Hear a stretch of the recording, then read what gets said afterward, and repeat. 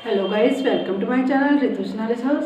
तो हम लोग पढ़ रहे हैं हिंदी में आज हम लोग पढ़ेंगे क्रिया। देखिए, क्रिया का मीनिंग क्या होगा, क्या अर्थ होगा इसका।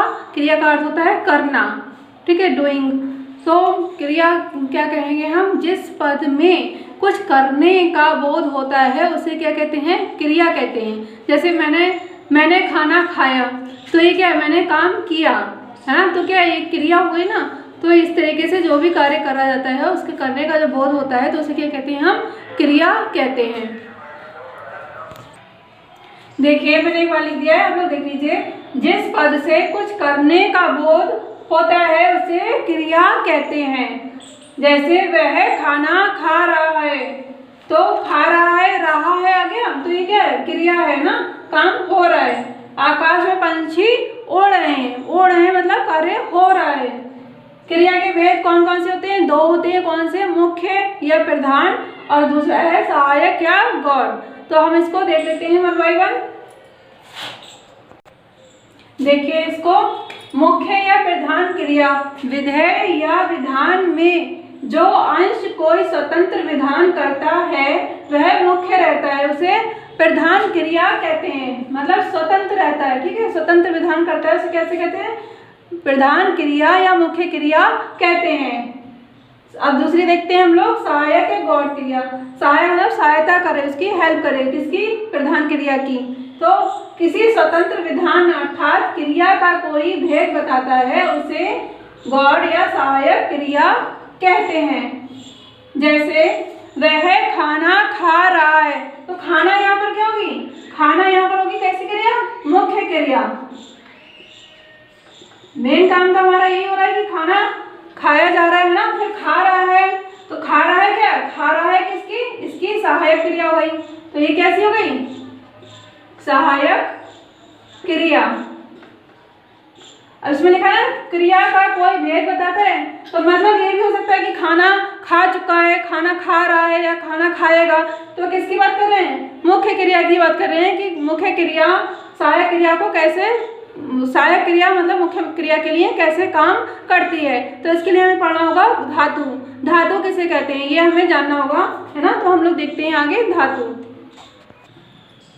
देखिए, धातु किसे कहते हैं। धातु आप लोगों ने संस्कृत में ही पढ़ा होगा, धातु होते हैं ना, धातु रूप हम लोग पढ़ते हैं। वैसे इसमें भी प्रत्येक क्रिया का एक मूल रूप होता है जिसका रूप काल, अवस्था और लिंग के कारण बदलता रहता है। मतलब काल, वर्तमान काल है, भविष्य काल है, भूतकाल है, तो हर काल में क्या होता रहता है, चेंज होता रहता है। जैसे भूतकाल की बात करेंगे तो वह पढ़ा था, अब वर्तमान की बात करते हैं तो वह पढ़ता है, और आगे हम बात करेंगे भविष्य काल की तो वह पढ़ेगा।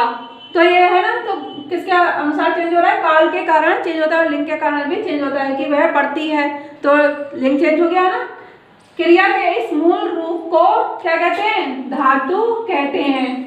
जैसे दौड़, खेल, पढ़ आदि इस टाइप के जो शब्द होंगे इनको हम क्या कहते हैं, मूल रूप है इनको, और हम इनको ही क्या करते हैं, काल अवस्था के कारण, लिंग के कारण इनको चेंज कर देते हैं, बदल देते हैं इनको। जैसे पढ़ है, इंग्लिश संस्कृत में हम लोग पढ़ते हैं पठ धातु के, जैसे पढ़ती, पढ़ता, पठंती, पठामी, पढ़ावा, पठासी, जो स्टेप से होते हैं ना वो पढ़ते हैं। तो इसमें क्या होगा, ऐसे ही होगा, इसमें पढ़ना, पढ़े, पढ़ा, पढ़ेगा, पढ़ेगी, तो इस टाइप से जो बढ़ते चले जाएंगे। क्या हो रहा है, काल के हिसाब से और लिंग के अनुसार क्या हो रहा है, वो बदल रहे हैं, परिवर्तित हो रहे हैं।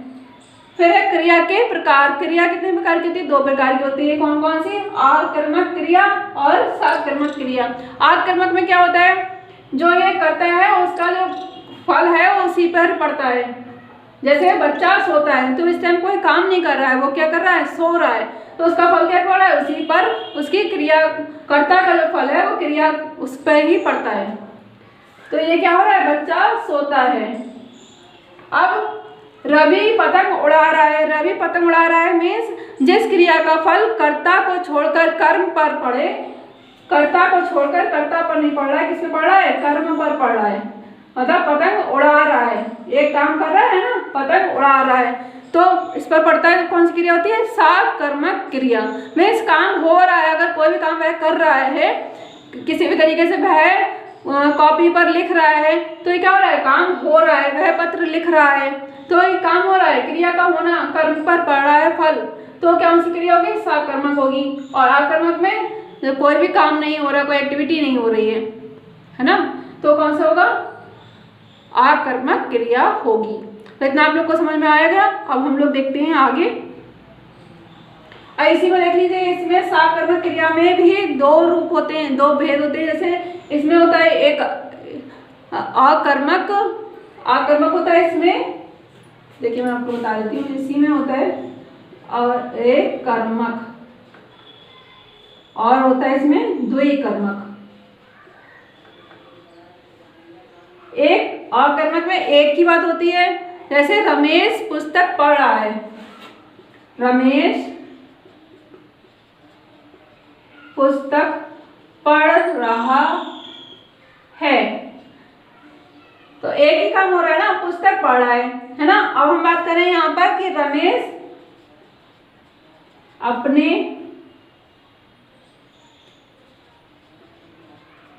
भाई को पुस्तक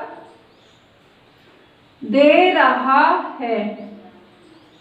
देखिए इसमें एक कर्म है और इसमें दो कर्म हो गए, अपने भाई आ गया यहाँ पर, पुस्तक आ गया, तो दो कर्म हो गए ना यहाँ पे, और यहाँ पर कितना है, एक है, तो यहाँ पर एक होगा, वहाँ पर अकर्मक, और यहाँ पर दो होंगे, वहाँ पर द्विकर्मक क्रिया होगी। ठीक है, तो इतना हम लोग को समझ में आ गया। अब हम लोग आगे बात करते हैं प्रयोग और संरचना के आधार पर क्रिया के भेद। देखिए प्रयोग और संरचना के आधार पर क्रिया के भेद कितने होते हैं, 6 होते हैं। कौन कौन से होते हैं, फर्स्ट नंबर पर है सामान्य क्रिया, फिर है संयुक्त क्रिया, फिर नाम धातु क्रिया, फोर्थ नंबर पर है प्रेरणार्थक क्रिया, फिफ्थ नंबर पर है पूर्वकालिक क्रिया, और 6 नंबर पर है कृदंत क्रिया। तो आप लोग को ये लर्न होने चाहिए, इसमें से क्वेश्चन पूछ लिए जाते हैं, तो मैं आगे आप लोगों को 1 बाय 1 इसको डिटेल में समझा देती हूँ। देखिए हम इसको देख लेते हैं। सामान्य क्रिया, जब किसी वाक्य में एक ही क्रिया का प्रयोग होता है उसे सामान्य क्रिया कहते हैं। जब एक ही क्रिया का प्रयोग होगा तो कौन सी क्रिया होगी, सामान्य क्रिया होगी। जैसे बच्चा रोया, रोया एक ही क्रिया है ना, यह बच्चा रो रहा है ना, तो आगे बढ़ जाता, इसलिए बच्चा रोया, रामू गया, एक ही क्रिया है ना, तो कौन सी क्रिया होगी, सामान्य क्रिया होगी। फिर है सेकंड नंबर पे हमारा 2 नंबर कौन सा है, संयुक्त क्रिया। जब किसी वाक्य में एक से अधिक क्रिया का प्रयोग होता है तो संयुक्त क्रिया कहते हैं, तो उसे संयुक्त क्रिया कहते हैं। जैसे राम पत्र लिख रहा है, तो राम पत्र लिख रहा है, तो पत्र प्लस लिख रहा है, कितनी क्रिया हुई, 2 हो गई ना, लिख रहा है, 2 या 2 से अधिक होगी, कौन सी क्रिया होगी, संयुक्त क्रिया होगी। हम लोग तीसरी देखते हैं, नाम धातु क्रिया। देखिए हम लोग देख लेते हैं, 3rd नंबर पर है नाम धातु क्रिया। नाम का अर्थ है संज्ञा, सर्वनाम, विशेषण, है ना, नाम किसी का होगा, संज्ञा और सर्वनाम, विशेषण, तो इनसे बनने वाली क्रियाएं क्या होती है, नाम धातु क्रिया कहलाती हैं। जैसे बतियाना, रंगना, चकराना। देखिए इसमें एक चीज याद रखिए कि इसमें प्रत्यय जोड़ दिया जाता है, ना प्रत्यय जोड़ दिया जाता है। जैसे बात करना है तो बतियाना, तुम बहुत बतिया रहे हो, है ना, कहते हैं। रंगना, मुझे रंगना बहुत पसंद है। चकराना, मेरा सिर चकरा रहा है, इस टाइप से वर्ड बोलते हैं हम लोग। तो यही है, कौन सी क्रिया होगी, नाम धातु क्रिया। देखिए क्वेश्चन बहुत डीपली आता है, आप लोग ये ना सोचें कि बस ऐसे ही सीधे सीधे क्वेश्चन आ जाएगा, मैडम ने ये क्या करवा दिया, ये तो हमने पढ़ा नहीं है। तो ये आप लोग देखिए समझ लीजिए अच्छे से, इसमें से क्वेश्चन आ सकता है। फिर है 4th नंबर पर प्रेरणार्थक क्रिया। प्रेरणार्थक क्रिया मीन्स जिन क्रियाओं में कर्ता स्वयं क्रिया का संपादन ना कर किसी दूसरे से करवाए तो वे प्रेरणार्थक क्रिया होती हैं। जैसे पिता पुत्र से पत्र पढ़वाते हैं, पिता पुत्र से पत्र पढ़वाते हैं, मीन्स खुद नहीं पढ़ रहे हैं, क्या कर रहे हैं, पुत्र से पढ़वा रहे हैं। मीन्स क्या है, क्रिया का संपादन स्वयं न करके किसी दूसरे से करवाया जा रहा है। वह माली से पौधा लगवा रहा है, पौधा लगवा रहा है, किससे लगवा रहा है, माली से। तो ये हो गई हमारी कौन सी क्रिया, प्रेरणार्थक क्रिया हो गई। हम लोग नेक्स्ट देखते हैं इसमें 5th नंबर पर। देखिए इसमें पूर्वकालिक क्रिया 5th नंबर पर हमारी है पूर्वकालिक क्रिया। मुख्य क्रिया से पहले जो क्रिया आती है वह पूर्वकालिक क्रिया कहलाती है। जैसे वह स्कूल से आकर खेलने जाएगा, खेलने जाएगा मुख्य क्रिया है, तो क्या करेगा, आकर, ये स्कूल से आकर खेलने जाएगा। वह अभी घूमकर वापस आई है, घूमकर वापस आई है। तो ये कैसी क्रिया हो गई, पूर्वकालिक क्रिया। लास्ट है इसमें कृदंत क्रिया। कृदंत क्रिया में क्या करते हैं हम लोग, क्रिया के अंत में प्रत्यय जोड़कर बनी क्रिया को कृदंत क्रिया कहते हैं। प्रत्यय जोड़ दिया जाता है इसमें। देखिए इसमें 3 प्रकार होते हैं, एक तो वर्तमान काल होता है, भूतकाल होता है और पूर्वकालिक कृदंत क्रिया काल। तो इसमें क्या होता है, कर प्लस ता, करता, वर्तमान की बात तो कर रहे हैं हम, वह कार्य करता है। तो किसकी बात हो गई, वर्तमान काल की बात हो गई। वह खाना खाता है। भूतकाल मीन्स जो पहले बीत गया, तो कर प्लस ते, करते, वह काम करते थे। फिर वह खाना खाते थे मीन्स काम हो चुका। फिर है पूर्वकालिक कृदंत क्रिया। इसमें देखिए, इसमें प्रत्यय जो जोड़ते हैं हम कर जोड़ते हैं, इसको याद रखिएगा आप लोग। इसमें क्या जोड़ते हैं, कर प्रत्यय जोड़ा जाता है। तो कौन सी क्रिया होती है, पूर्वकालिक कृदंत क्रिया होती है। ऊपर वाला ही है, बस इसमें जोड़ के कर दिया है हम लोगों ने। तो जैसे धो प्लस कर क्या हो गया, धोकर। सो प्लस कर क्या हो गया, सो कर। क्या हो गया ये, सो कर, है ना। तो आप लोगों ने देखिए क्रिया, आप लोगों ने पूरा कंप्लीट कर लिया, क्रिया को अच्छे से समझ लिया।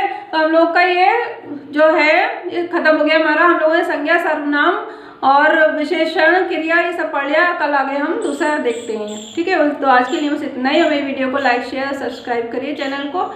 Okay, thank you, take care. Like, share and subscribe to my channel.